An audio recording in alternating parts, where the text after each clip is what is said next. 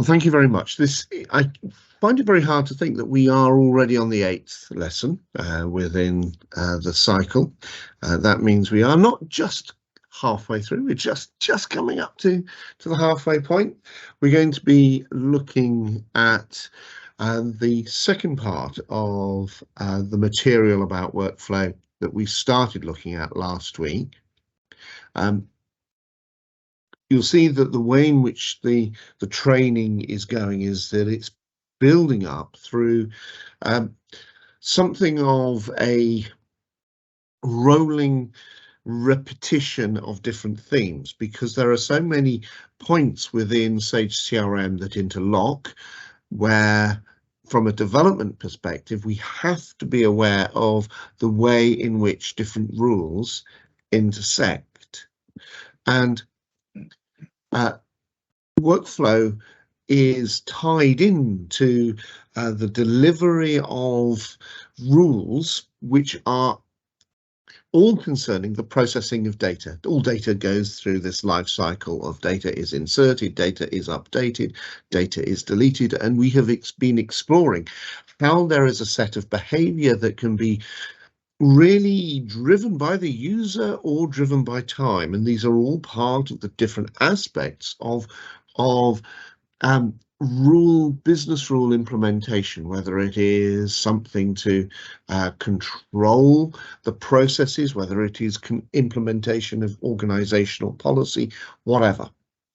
And within the aspect of workflow that we're looking at now, we're looking at the way in which behavior is driven by the passage of time.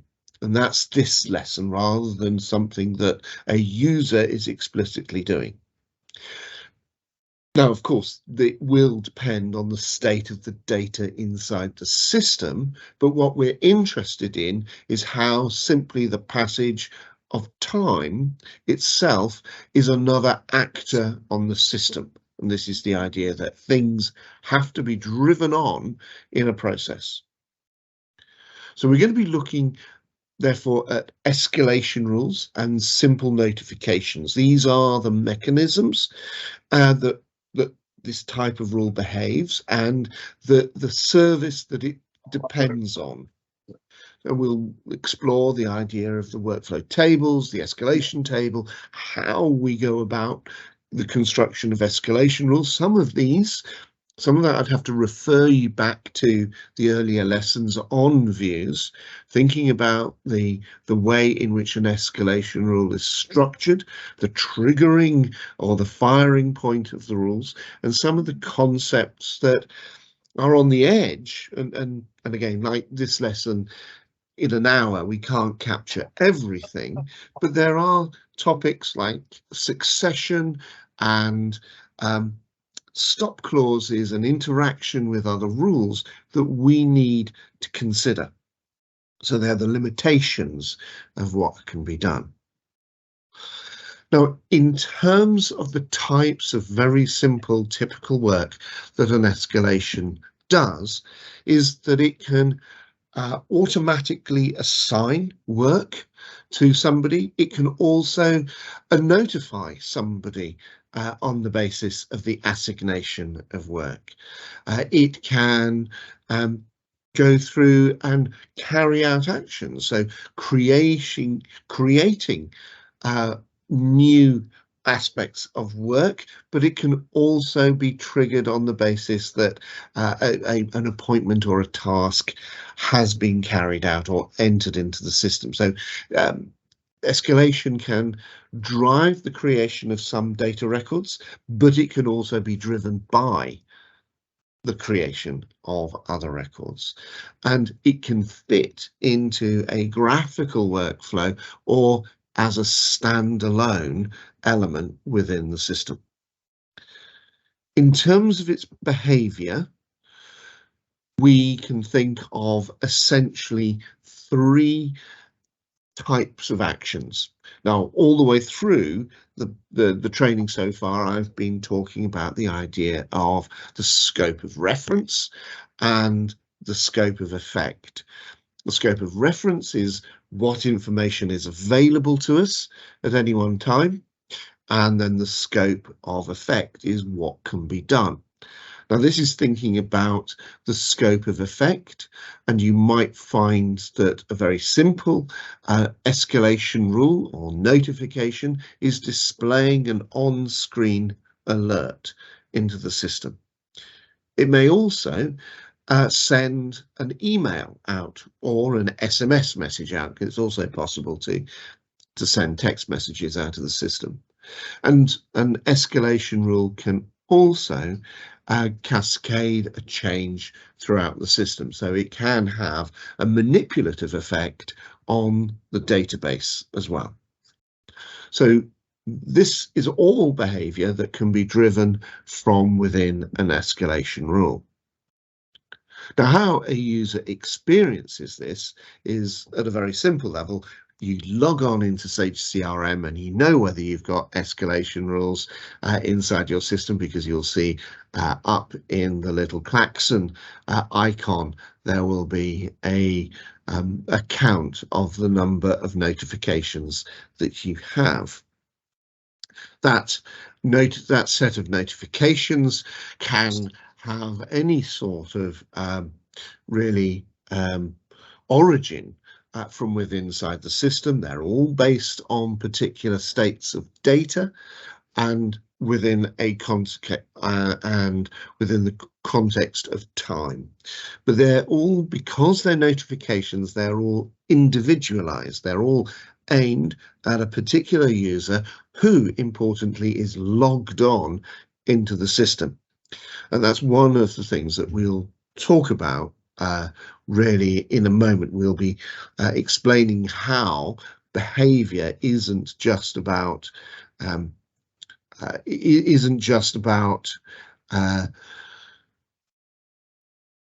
whether someone whether a rule fires at a particular point. You can have to understand whether a rule is aimed at a particular person because there's a session that they're involved in, or whether this is behavior that should follow them through an email alert or an alert that goes to their phone through it as an SMS alert.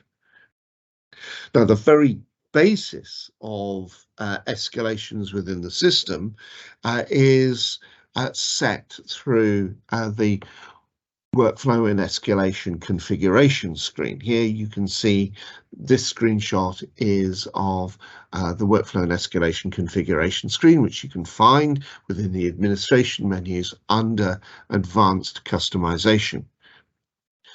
I've got here the with the escalation set to be yes. Obviously, it can be set to no. That's an implication from a yes/no menu.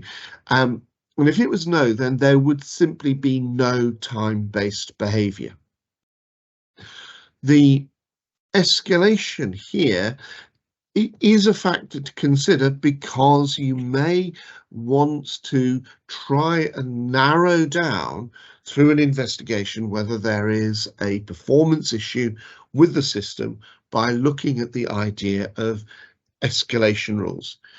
It's a useful thing to realize that you can actually narrow down the behavior by turning off the whole time-based element.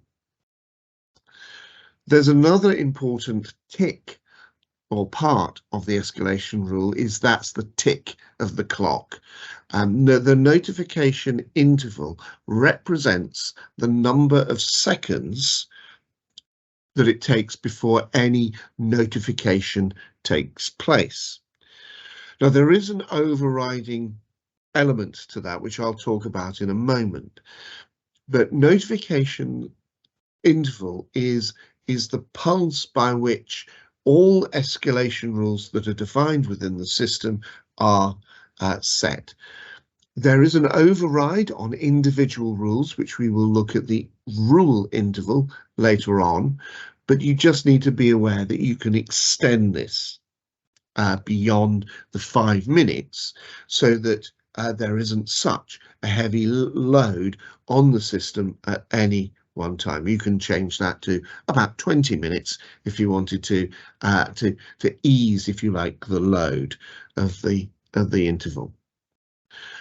Another commonly used change to take place is the notification display count, and this changes the number of notifications that will be shown in the drop-down list before you have to dismiss some of the notifications that are displayed. The count will always be true, so the count will always tell you if you've got 19 notifications or not. Because escalation rules are not just about to the individual user, but can be used to the individual user that is currently logged on, it can be sent out to a group. It can be associated with somebody who is not logged on into the system as well. You can have the idea of an email address being used at this point as well. And if an email is being sent out from the system, it needs to come from somebody. And this is where you would indicate the sending, who is the sending person. But this rule requires you to have configured the email characteristics of settings of Sage CRM before you can use this feature. And that's the corresponding email address for that person. The behavior of the escalation rules. These escalation rules we're going to see can be checked at an interval, that's true, but they can also be checked as records are committed into the system. So when an update occurs or when a insert occurs. And now if we are inserting or updating something, then what we've got to remember is that Sage CRM has a lot of complexity around the potential moments of other rules being fired. Just as you come to commit a record, you'll have validation rules potentially firing. You'll also have table level scripts firing. And there is a configuration point that we may want to think about, which is, do we want, if you've saved an opportunity, do we want that opportunity to be immediately checked for any escalation behavior as the record is entered? Now, this is what would be the default situation inside Sage CRM. So by default, the system is configured for something called immediate delivery. And that means escalation rules will check as an entity associated with a workflow, an escalation rule is updated or inserted. This could cause a problem for us. It could have an impact. And so what you've got is the ability to say, well, tell you what, I'll change that setting and just go with the idea of system performance. So the alternative to immediate delivery is system performance. And that will say we will not check the rules as the record is entered, but only on the interval for the system. And we've seen that already within the workflow and escalation screen being configured to 300 seconds by default, which is the 5-minute interval. So notifications and escalations within Sage CRM, they're sometimes called the same thing. They have a slightly different origin. They're slightly different mechanism, but they're all ultimately escalation rules because they are defined using the same structures inside the database. There is a feature within Sage CRM called simple notifications or quick notifications, which are very easy for a system administrator to define. They are limited in scope in terms of their effect, because you can only send a notification to the screen or send an email. You can't use it for changing data. But what we can do here is understand that they are both expressed ultimately within the system using SQL, both relying on database views, and both being tied to this idea of the intervals that we've seen. I'll explain a little more as we go through, but just considering this mechanism of the escalation behavior, we've got two types of broad rules. Right at the beginning, I showed you how my interface had changed to show a klaxon with 9 or 10 different escalations inside the user interface. Of course, I only see those rules because I'm working inside Sage CRM. I'm only seeing those notifications because I'm inside the product. And in fact, you've got a big division between a rule that depends on a user being inside the system and where you simply want to make sure something happens based on the passage of time, and whether the user is in the system or not is immaterial. And they're, if you like, the true escalations. And they rely on using an escalation service rather than having simply Sage CRM, someone logged on into the product. And the escalation service then is a mechanism that is running, and it doesn't matter if anyone is logged on into the system.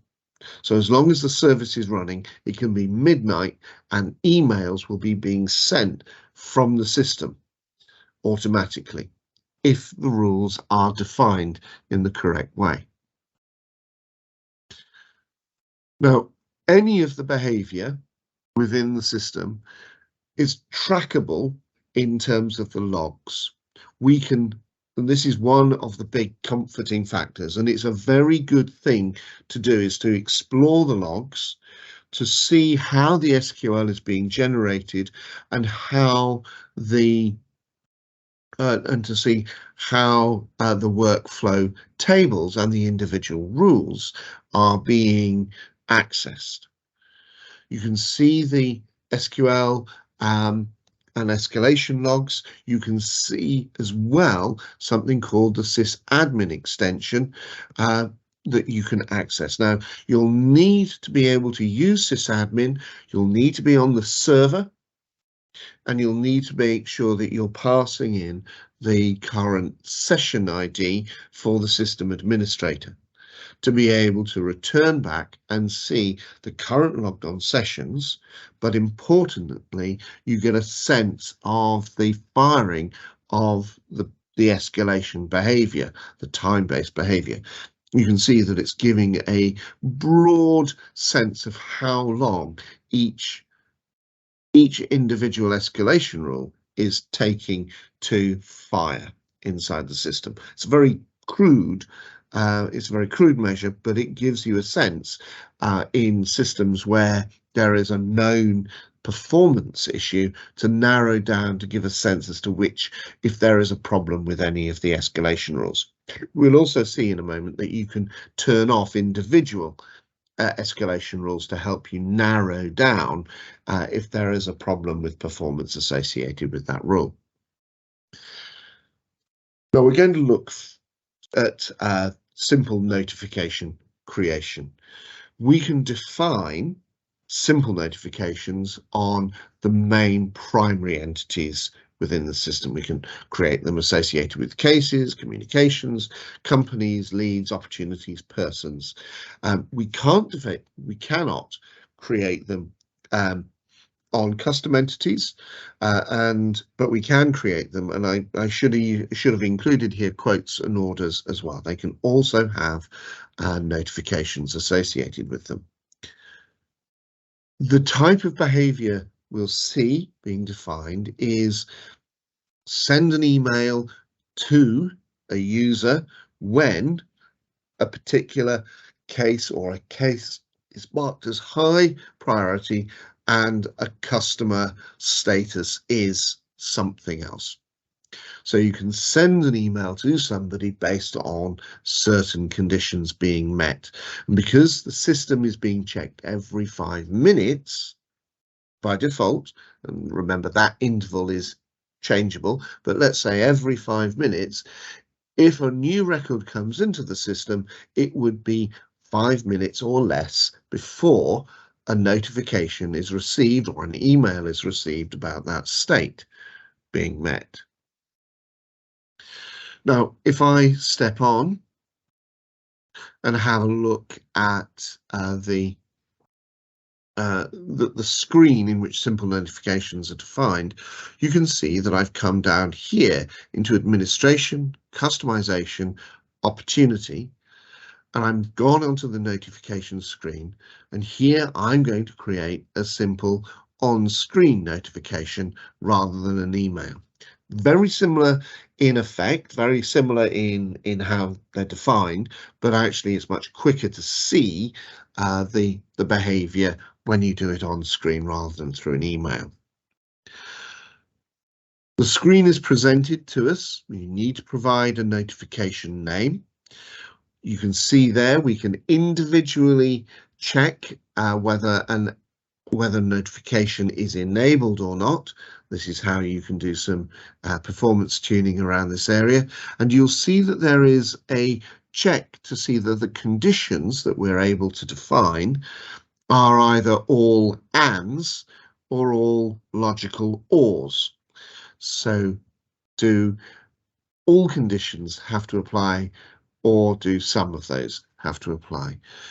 And you'll also see then which field you can build a notification message and who would be notified. Well, I've got a definition here, and you can see that what I'm doing is that I'm checking to see what a opportunity status is, and if it becomes set to be either won or lost, I want to tell the person's line manager, that's the user forecasting reports to field, and send them a message around what opportunity has changed its status.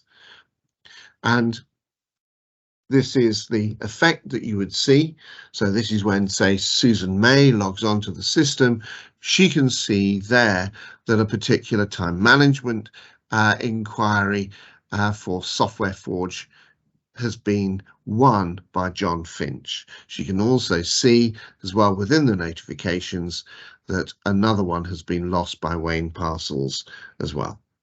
So you can get a sense of immediate changes to the data through the notifications. Now that's just through the notifications idea, but it could equally have been sent out through an email as well.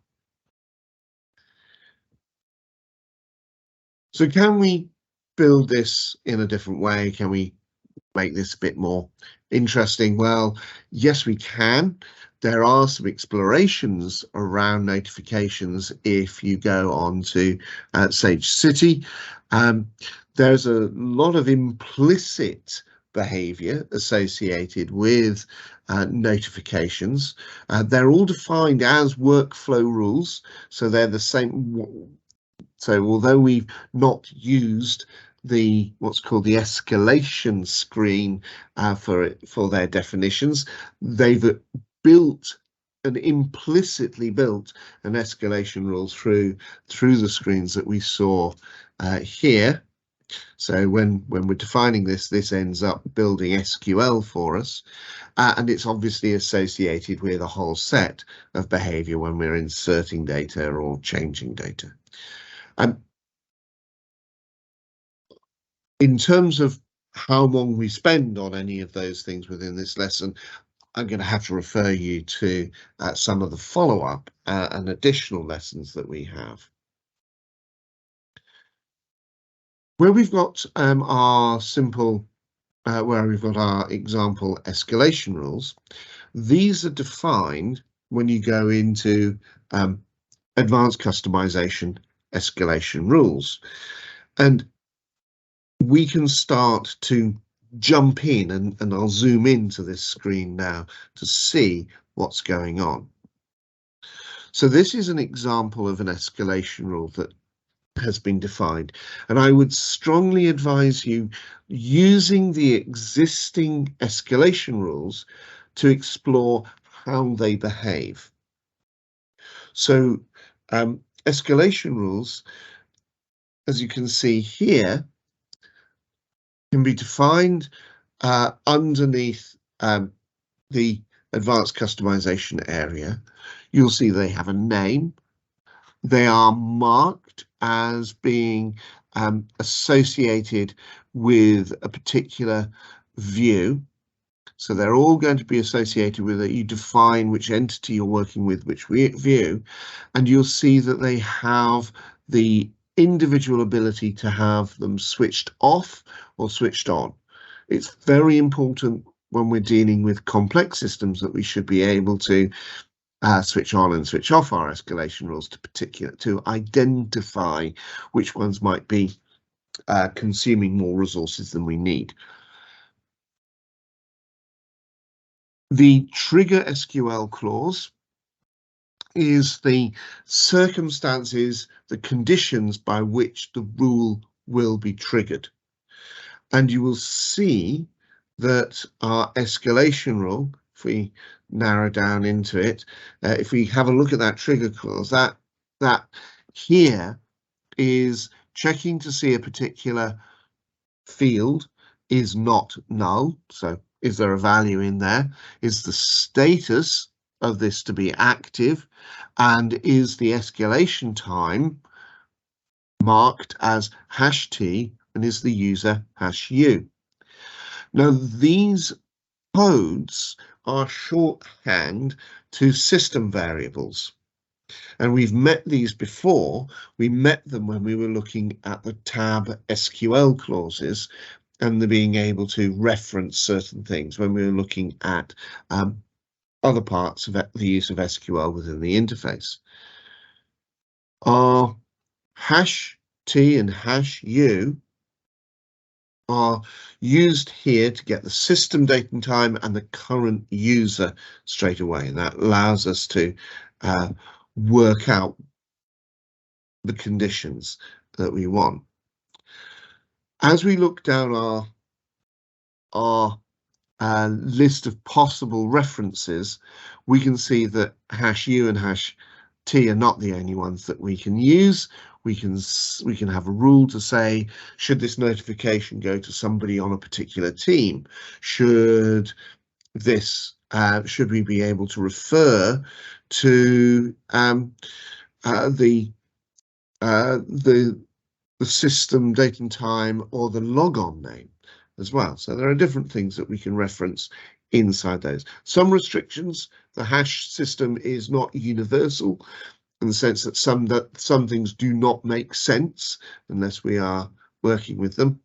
And the escalation rules themselves, because they don't have knowledge of the interface, cannot perform certain types of action which requires an interface to be present.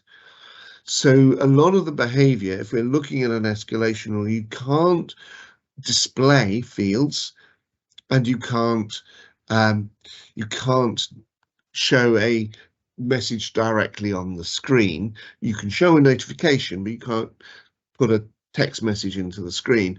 So these are things you can't do. Neither can you go ahead within an escalation rule to create directly using all of the interface elements of creating a document or creating a PDF or any of those things that you can do. There are some things you can't do because they rely on there being a web transaction, an HTTP request and response going here.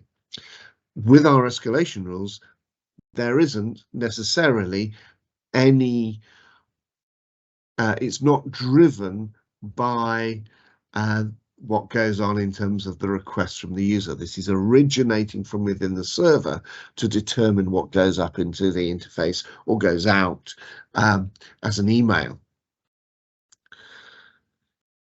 If we look at a rule that wants to say send a notification to someone, we can start to, or we're starting to deal with dates and times and things. If we go back to here and looking at where we've got the #T in place, these merge codes, as I said, represent system data. So #T represents the current time, #U the current logged on user. If you ever see a #U reference within the system, you know immediately that escalation rule is assuming that an individual user is logged on into the system. So it's because of that, it's typically going to be associated with a notification going up to the user rather than being out of hours emailing someone.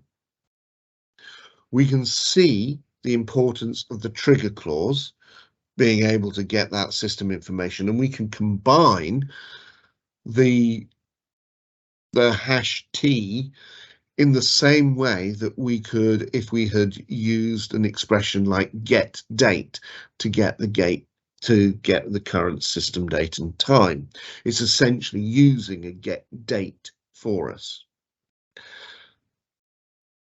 And when we come on to the definition of our rules, we can start to see how a notification is carried out within the interface. What you can't see, unfortunately, here at this point is that there's a button for a new escalation action off the bottom of the screen. But if you did press new action, you could start to investigate it. Here, what I've done on this screen is I've clicked in to the existing notification that's shown here. You can see that existing workflow action is an show notification on screen. So if I've clicked on it, this is what we see. Now, this is an existing system built notification. This is obviously you or me going into the system and finding this particular escalation rule and examining its action. And the rule that we're looking at is the communication reminder. So this has an action. Do you notice how there is a message, but the message is not written out in full? It's written saying com notify. That's, if you like, it's a name or a caption code for the message. The message, if we look into it, is actually held and stored as a translation. And this is because, of course, Sage CRM can be localized into, well, out of the box, it's localized into English, German, French, and Spanish, but it could be translated into any number of languages that you want. And if you're writing a business rule, you want it to be correct for all users, and that's why the message is not hard coded in. It's a caption that can be changed at any time by looking at the translation feature. So here we have our option, and if I come back into the screen and go through the process of setting up a new translate or new caption for a start, you'll see new action, and my choice is now to choose to create a show notification on the screen. And it's at this point where we have to provide it with the column that it's looking at as going to be the column that has to be filled in and the message that has to be completed. So the name essentially it becomes the caption code. The notification message will then be defined in really any structure that we would like. The column is the date time field that we're accessing, and the table is the table to be updated. Now, it has to be the table and not a view. So it has to be the table that contains the column that is to be updated.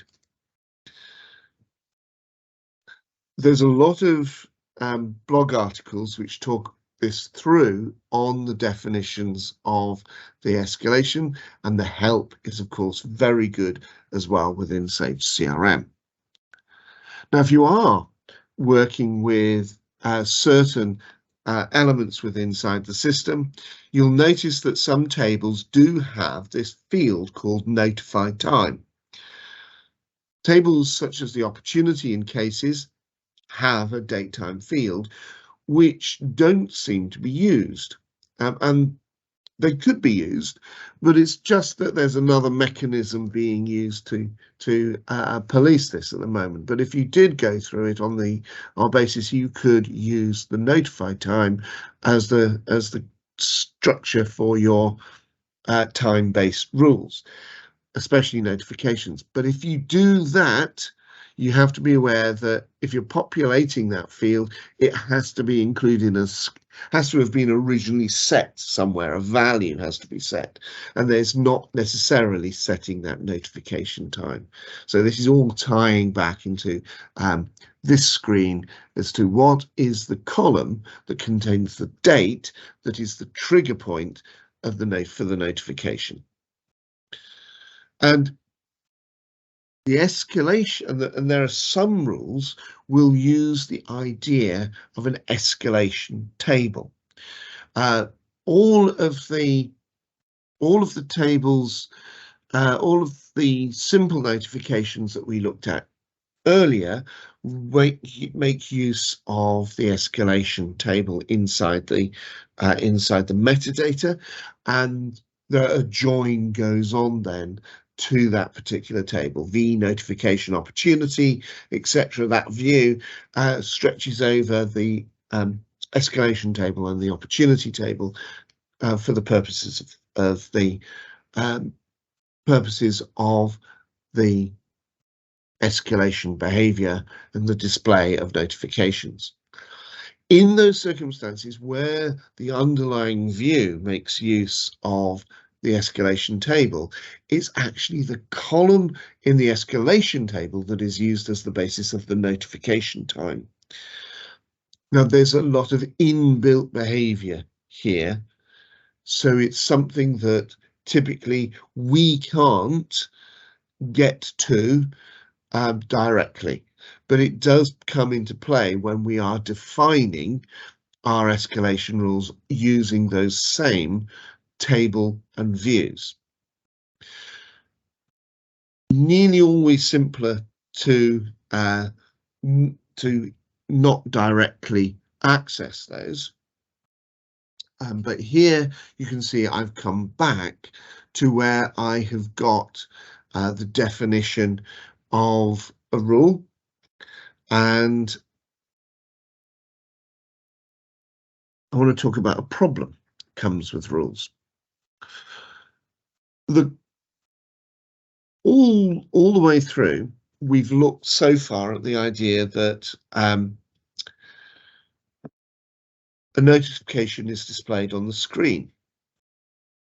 Well, notification being displayed on the screen, being triggered to display on the screen through the passage of an interval, is all very well and good, because you wouldn't notice it disappearing if it's continually being told to display the message on the screen until you dismiss it. And notifications can have you say, well, I want to snooze it. Well, that's the notification time field. And then the check will take place again every 5 minutes, and it will check to see whether it needs to display the message again. But what happens if we're not displaying a notification to the screen, but rather we are wanting to send an email out or an SMS message out, and the rules are being checked every 5 minutes?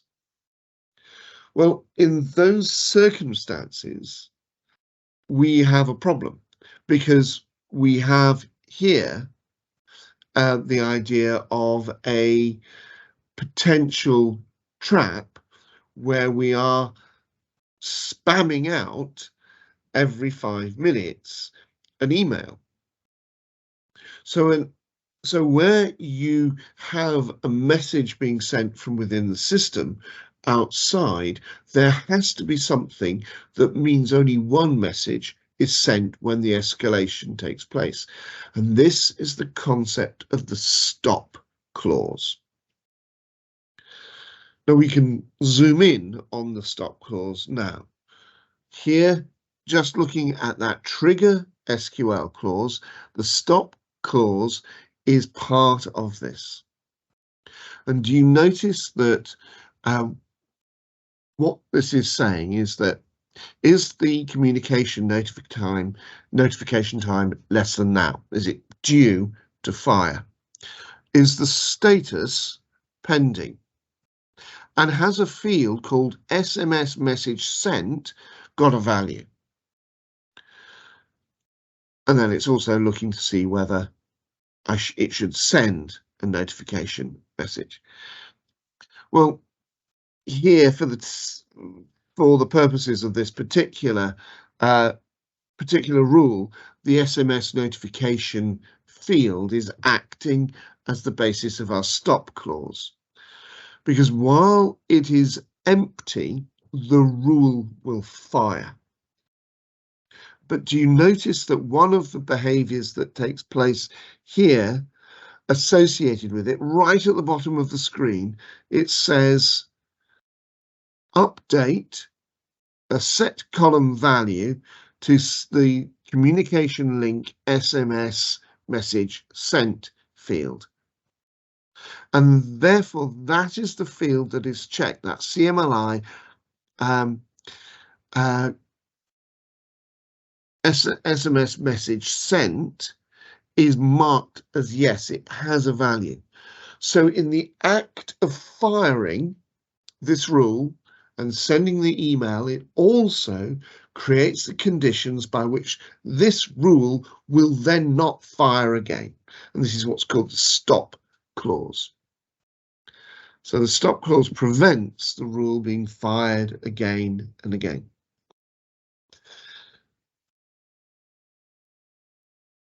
The stop clause is only one of a few things that we need to be aware of. There's also the interval. Now, a lot of what I find myself thinking about around escalation rules when there are a lot of when there's a lot of complexity within the system is performance, and I've talked about performance a lot as we've gone through. But this is another performance trick that we can have. It uses an override for an individual rule to say that instead of the default 5 minutes or 300 seconds or whatever value you have set within the main workflow and escalation configuration screen, this value will be used. Now, it can only be a greater value than the main tick. If you like, there's the main tick of 5 minutes, but you might want certain rules only to be checked every 20 minutes. And you could set, therefore, a longer interval time. You can also use the interval to say it needs only to be checked once a day. And then you could also then use a trigger clause to say, well, it needs to be checked between this hour and this hour with using the #T to extract that information. So the interval allows us to fine-tune exactly when we want rules to fire, to stagger them potentially during the day, and to prevent rules continually firing which don't need to be checked. The way it works is it uses the interval to populate the next runtime value.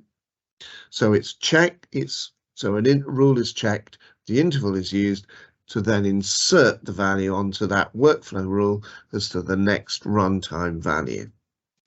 And it will then run neatly, and it will either be doing us on the basis of if there's no value in there, it's checking every time. But you can see that this is a way of staggering the execution of the rules. The last thing that I want to consider in today's session is the idea of succession and recursion. We are changing data. Now, I've already talked about how we can change data within Sage CRM with the use of an escalation rule. The very act of using a stop clause changes that, but they can also fire different types of rules to alter information within inside the system. If I think about the different workflow rules available to an escalation rule. So you can run and trigger and execute an SQL statement as the result of an escalation rule. You can perform large-scale manipulative effects. We've talked about how if data is changed, then you could have an escalation rule firing and checking that as well.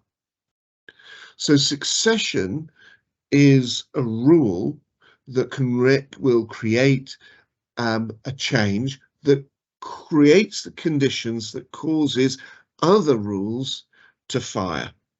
So a triggering of other rules can be fired, can be brought into effect through an escalation rule. And the dark side of a succession is a recursion, which is it is possible to create rules that trigger rules which trigger effects that eventually cause the first rule to fire. And it is possible to create Sage CRM into a loop within the recursion. That doesn't happen very often, and this is why we have the ability inside of the rules to be able to turn things off and also to make use of the logs to see exactly what's going on as rules are fired as to what changes are being made. Now, we've spent 50 minutes talking through the workflow rules. I'd like you to spend some time before our next lesson where you're going off and you can explore the resources available on the help, on the support and training YouTube channel, and of course the Sage community blogs. Use the default rules that are defined inside Sage CRM to help you understand how escalation rules are constructed. But from the next lessons on, we're moving away from the definition of workflow and escalation rules and moving over into thinking about coding within the interface and the creation of classic ASP pages first of all, and then going on eventually to dealing with things like the .NET API later on. So I wonder, let's see if anyone has got any questions. Thank you. Bye-bye.